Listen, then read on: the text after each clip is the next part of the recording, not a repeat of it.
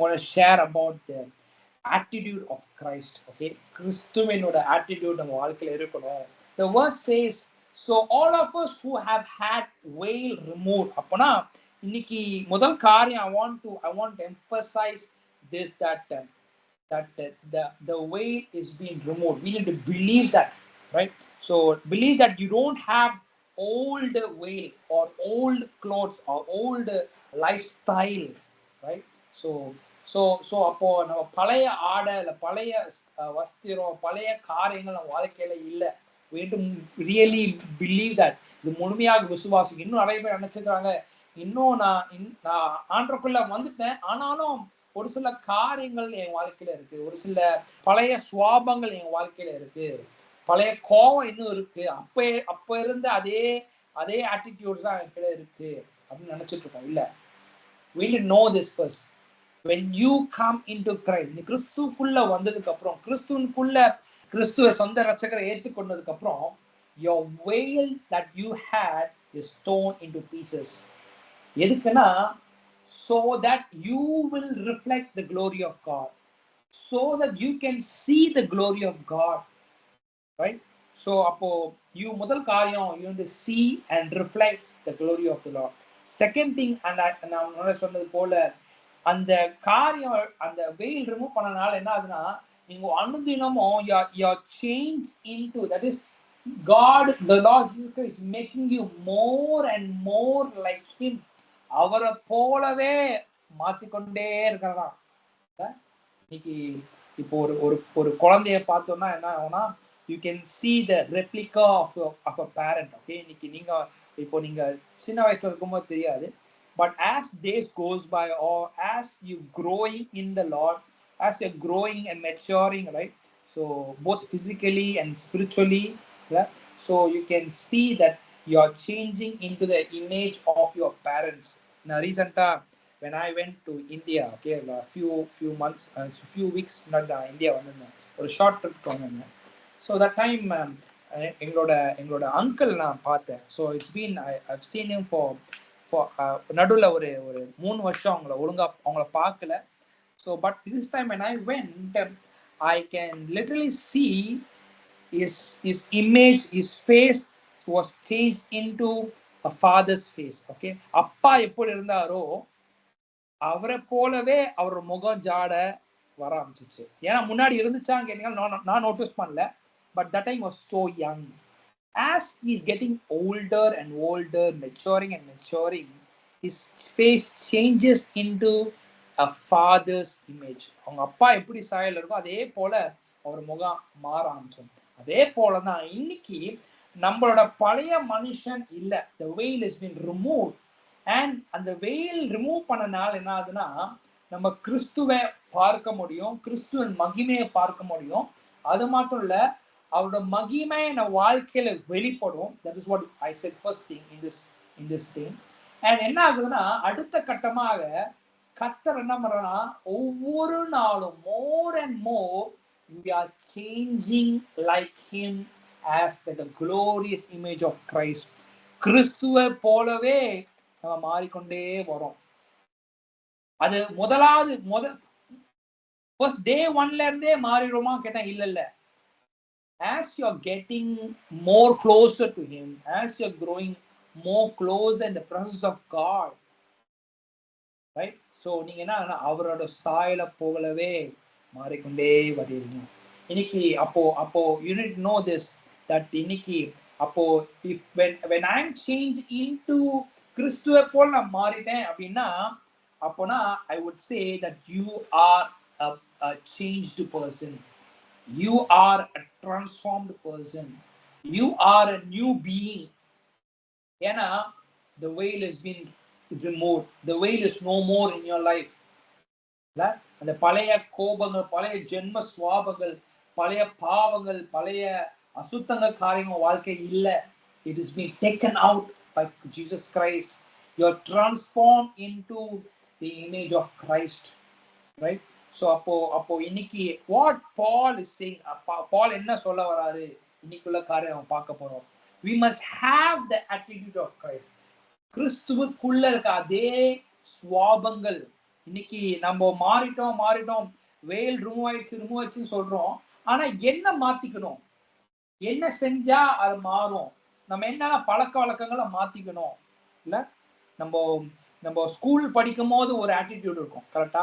School படிக்கும் போது ரொம்ப கிடிஷா ஜாலியா விளையாடிட்டு, எந்த மோட்டிவ்ஸ் இல்லாம ஜாலியா சுத்திட்டு, ஜாலியா ஃப்ரெண்ட்ஸ் விளையாடிட்டு அப்படி இருக்கும்.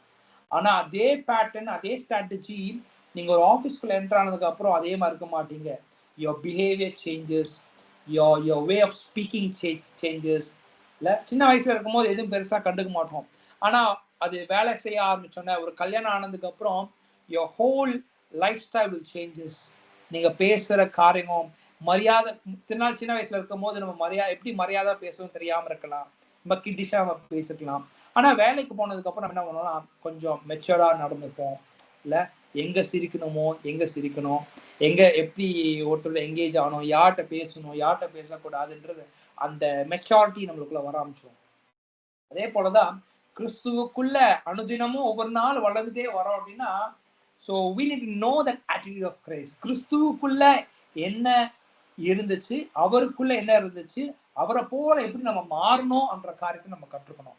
ஸோ அப்போ இன்னைக்கு இந்த Philippians 2:1-5 யாரோ ஒருத்தர் படிக்கிறீங்களா? Can somebody help me to read? Philippians 2:1-5. Is there any encouragement from belonging to Christ, any comfort from his love, any fellowship together in the Spirit? Are your hearts tender and compassionate? Then make me truly happy by agreeing wholeheartedly with each other, loving one another, and working together with one mind and purpose. Don't be selfish. Don't try to impress others. Be humble, thinking of others as better than yourselves.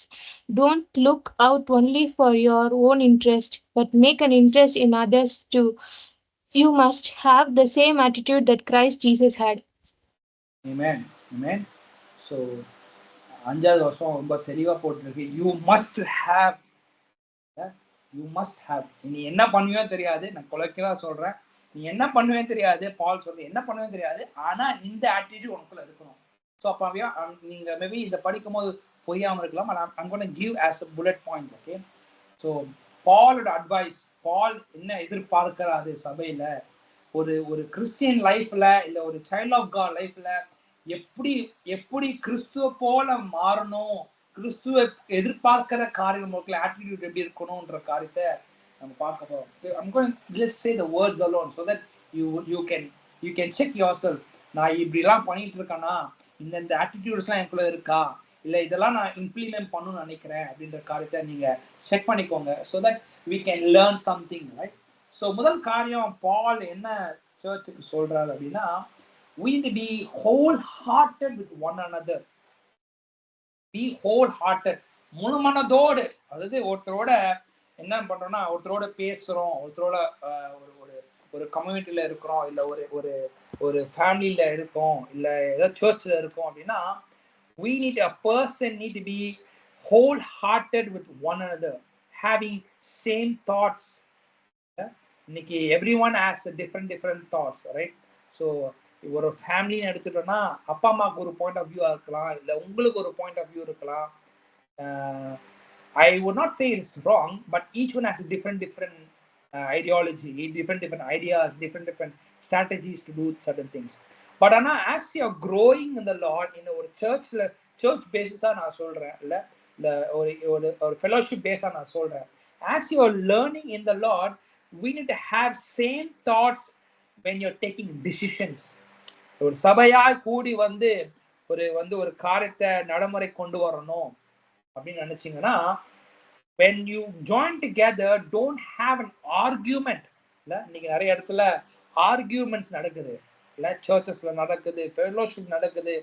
அப்படி arguments நடக்கும்போது என்ன ஆகுதுன்னா, that comes a gap in the fellowship, gap in the churches, or gap in the family.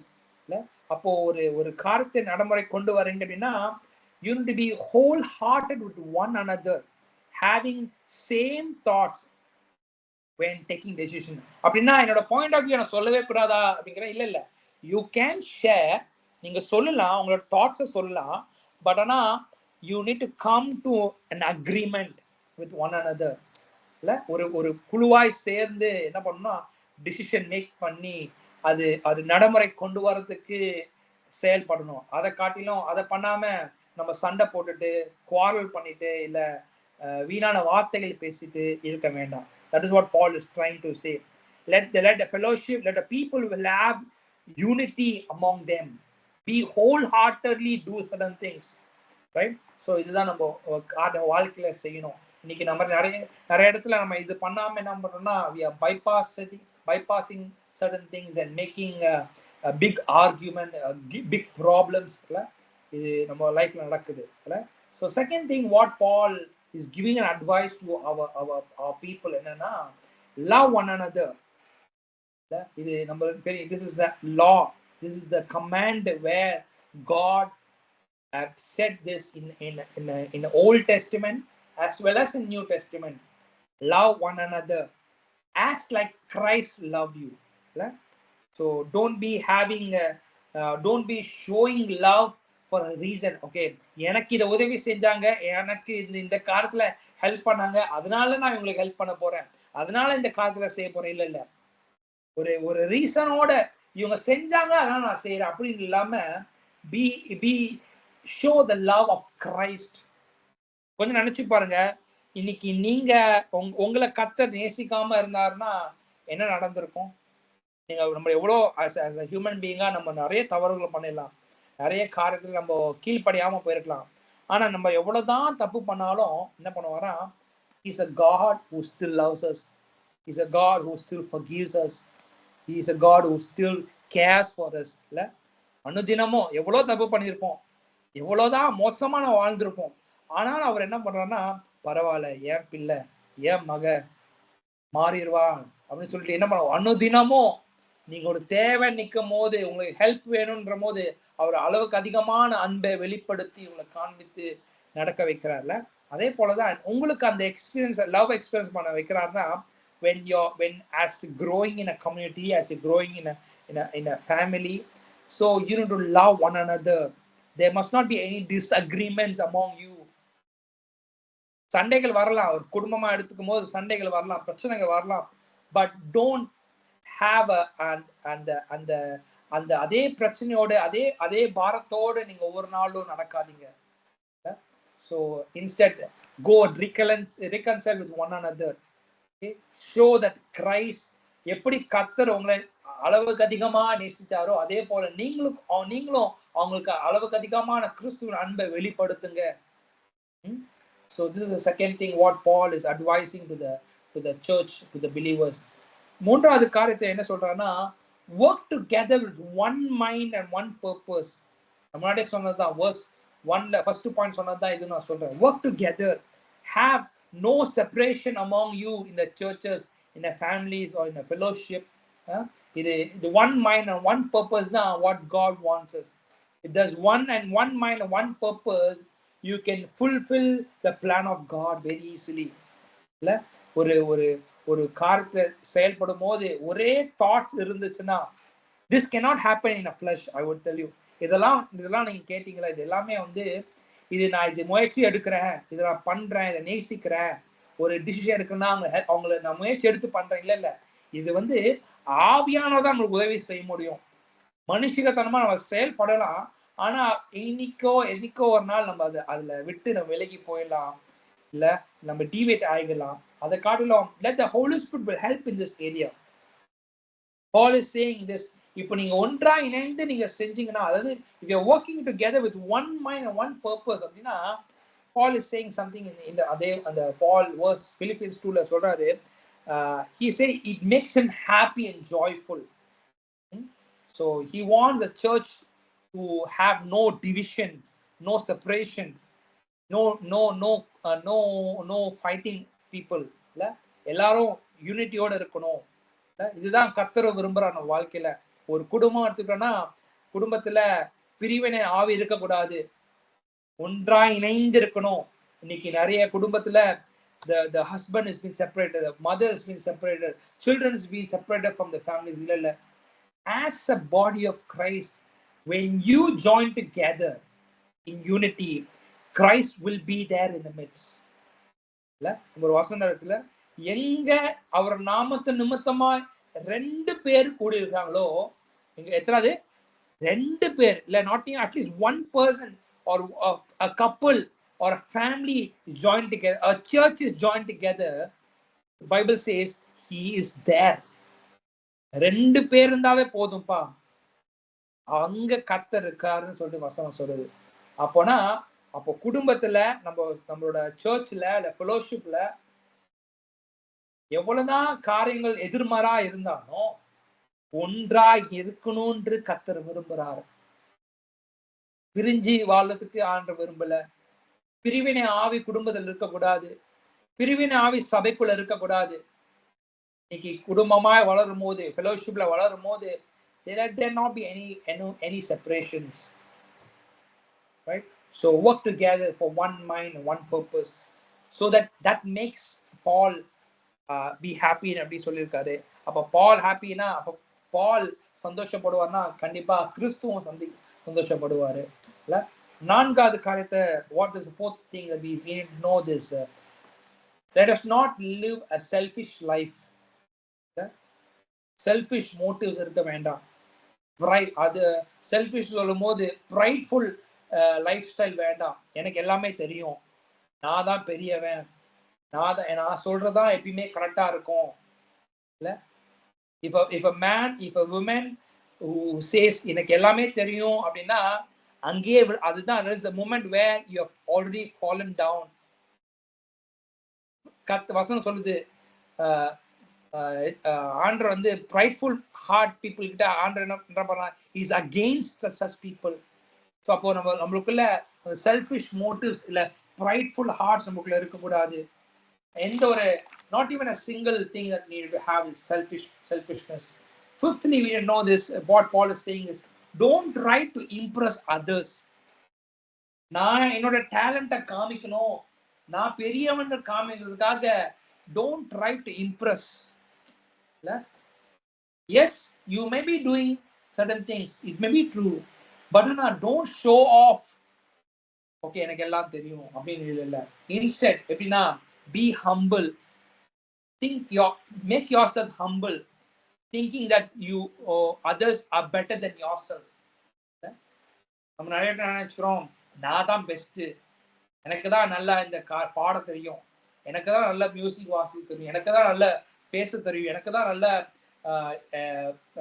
என்ன சொல்றது, counselling பண்ண தெரியும் அப்படின்னு நினைச்சுக்கிறோம். இல்ல, let us not have that pride in our heart. ஏன்னா மற்றவங்க இம்ப்ரெஸ் பண்ணும் வேண்டாம், but rather live a lifestyle of humbleness.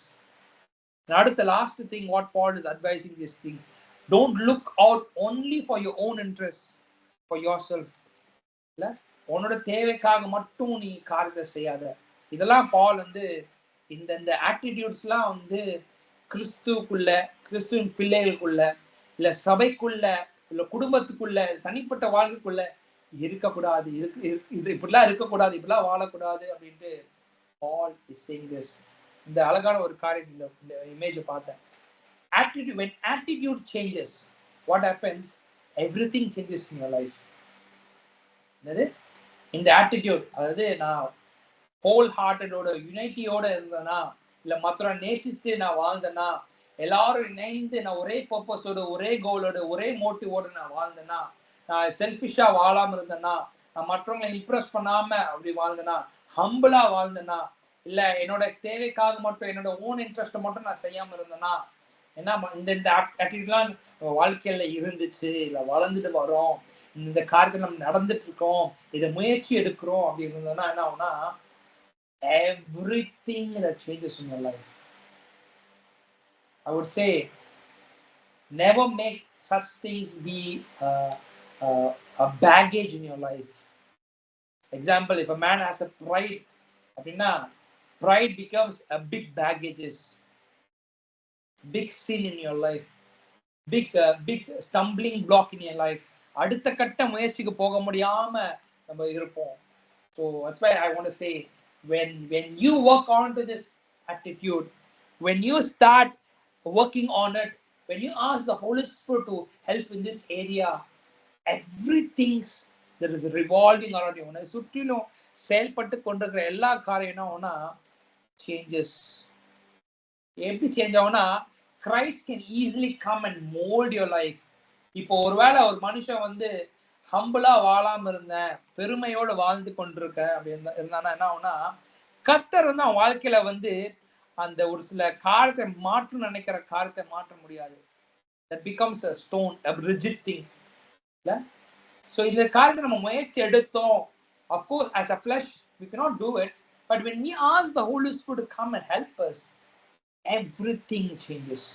This is what Paul is advising. 5வது வசனம் அழகா சொல்லுது. You must have the same attitude Christ had. Did you see? You must have. இன்னைக்கு நீங்க சொல்லுவீங்களா? I must have this same attitude. கிறிஸ்து எதிர்பார்க்கிற அதே attitude, அதே கேரக்டர், அதே காரியம் என் வாழ்க்கையில இருக்கணும். அப்போனா நான் சொல்றேன், இன்னைக்கு நீ ஒரு சில முயற்சிகளை எடுக்க தீர்மானம் பண்ணணும். முதலாவது காரியம், take some initiative within you. You take some initiative. இல்ல இன்னைக்கு பைபிள்ல சொல்லியிருக்காங்க, நான் கேட்டுட்டேன், ஓ நடந்துச்சு. இல்ல இத கேட்டுட்டு என் நடைமுறை வாழ்க்கைக்கு நான் செயல்படுறதுக்கு நான் முயற்சி எடுக்கணும். For example, if you says be whole hearted one other அப்படின்னா, நான் ஒரே யூனிட்டியோட இருக்கணும், சண்டை போடக்கூடாது அப்படின்னு சொன்னாங்க அப்படின்னா, நான் ஒரு பிரச்சனை வரும்போது I need to put on to this thing into a life, day-to-day life. கரெக்டா? கோவப்படாம ஒரு டிசிஷன் எடுக்கணும், குவாரல் பண்ணாம இருக்கணும் அப்படின்னா, எவ்வளவு எதிர்மாறா சிச்சுவேஷன் வரும்போதும் I need to hold Christ peace within me. I need to hold on to Christ peace, not letting the anger come out from my mouth, the unwanted words to come out from my mouth. அப்படி எடுக்கும் போது, initiative எடுக்கும் போது, where what happens, you will start walking into the glorious path of God. You start working on it and let God help you. கரெக்டா? So நீங்க முயற்சி எடுத்தீங்கன்னா கர்த்தர் செய்கிற காரியத்துக்கு ஈஸியா செஞ்சிடலாம். ஆனா கிறிஸ்து எப்படி இந்த உலகத்துல வாழ்ந்தாரு, இதை நம்ம பார்த்துட்டு we will close.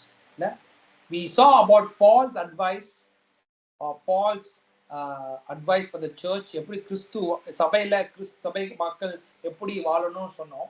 ஆனா இயேசு கிறிஸ்து உலகத்துல இருக்கும் போது எப்படி வாழ்ந்தாரு பாப்போமா? I'm going to read from verse 6 to 8. Though he was God, though Jesus was God, he did not think of equality with God as something to cling on. அவர் உலகத்துல வாழ்ந்தார் உண்மைதான், but he did not think himself that he is equal with God. கரெக்டா? Even he is a son of God. Correct, உண்மைதான். அவர் குமாரனா இருந்தார், தகப்பனுக்கு குமாரனா இருந்தார். He is a son of God, but he came in a form of a human like you and me. He was walking in a humble manner, I would say. தாழ்மையோட வாழ்ந்தார். Example சொல்லலாமா? தாழ்மை எப்படி வாழ்ந்தார்னா, ஒருவேளை ஒரு ராஜாவின் பிள்ளை அவர். கரெக்டா? அவர் ராஜாவா இருக்கும் போது is a king of kings and lord of lords. அப்பனா அப்போ அவர் பிறக்கும் போது பெரிய அரண்மனையில பிறந்திருக்கலாமே, இல்லையே. அவர் பிறந்தது எங்க? ஒரு மாட்டு தொழுவில், ஒரு ரொம்ப லோ ஆஃப் லோவஸ்ட்ல பிறந்தாரு. அது மட்டும் இல்ல, அவருக்கு எதிர்த்து எத்தனையோ மனுஷங்கள் அவர் ஊழியம் செய்ய ஆரம்பிக்கும் போது எத்தனையோ மனுஷங்கள் எதிர்மறா இருந்தாங்க. எந்த இடத்துலயும் அவர் வந்து நான் பெரியவன், நான் தான் சன் ஆஃப் காட்னு சொல்லி பெருமையா பேசலையே. He was very normal man. That's why it says he did not think of equality with God. இன்னைக்கு நம்ம ஒரு சின்ன ஒரு காரியம், ஒரு சின்ன ஒரு ஒரு ஒரு ஒரு ஒரு பொசிஷன் வந்துச்சுன்னா அப்படின்னா, நான் பெரியவன், நான் சொல்றதான் கேட்கணும் அப்படின்னு நினைச்சுக்கிறோம். இல்ல, we don't have this attitude as like Christ. Verse 7ல பார்க்கும்போது, he gave up his divine privileges. Divine privilegesக்கு கிரீக்ல எப்படி சொல்லப்பட்டிருக்குன்னா, he emptied himself. முற்றிலுமா என்ன பண்ணா, empty ஆகிட்டான். He had lot of privileges, but he gave up. He's a son of man, but எல்லாத்தையும் உனக்காகவும் எனக்காகவும் ஒரு பூலோகத்துக்கு வந்தார். அது வரணும்னு அவசியம் இல்லை. ஆனா தன்னோட பிள்ளைகள் அழிஞ்சு கொண்டு போறாங்கன்றதுக்காக என்ன பண்ணாரா, அவர் எல்லாத்தையும் விட்டு தூரமா விட்டு தன்னோட பிள்ளைகளுக்காக, உனக்காகவும் எனக்காகவும் இந்த உலகத்துக்கு வந்தார். And he took the humble position as of a slave and was born as a human being when he appeared in human form. He took a humble position, a slave position. Verse 8 பார்க்கிறோம். He humbled himself in obedience to God and died a criminal death on a cross. In obedience. Obedience வந்து right from day until end of the cross. He was obedient. He was honoring the Father. He was doing the will of God. இன்னைக்கு கிறிஸ்து இந்த காரியம் அவரோட இந்த பூலோகத்துல மனுஷன் ரூபத்துல வந்தாரு இல்ல, உங்களை என்ன போலதான் இருந்தாரு. ஆனாலும் but he didn't have any pride. He was so humble. He gave up things.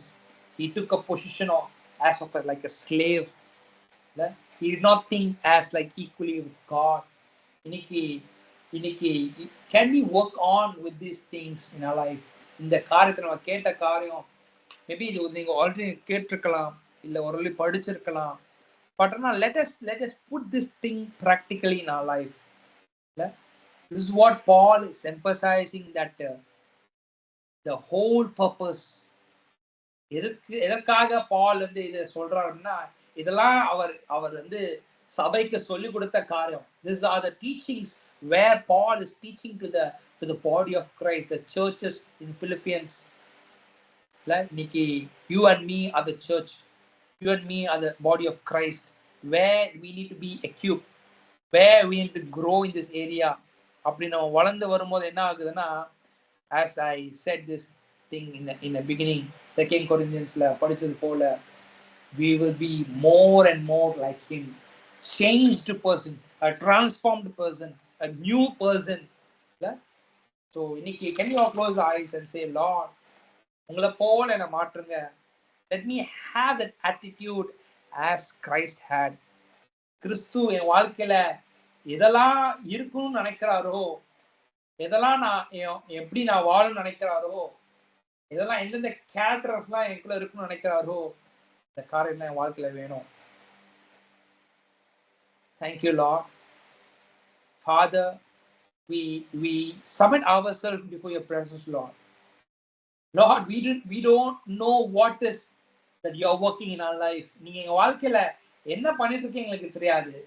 But Lord, you're putting this word into our heart. You're feeding this word into our spirit, man, and you're doing a great work in us, Lord. Lord, அந்த கிறிஸ்துவுக்குள்ள இருக்கிற அதே attitude என் வாழ்க்கையில இருக்கும்படியாக நீங்க செயல்பட்டு கொண்டிருக்கீங்க ஆண்டவரே. இதற்காக நன்றி. இந்த பிள்ளைகள் வாழ்க்கையில இந்த பெரிய மாற்றங்களை உண்டு பண்ணி கொண்டிருக்கிறதுக்காக நன்றி செலுத்துறோம் அப்பா. Let the children will walk in this attitude, Lord. They will take some initiatives in their life. Lord, this is what you want us to live, Lord.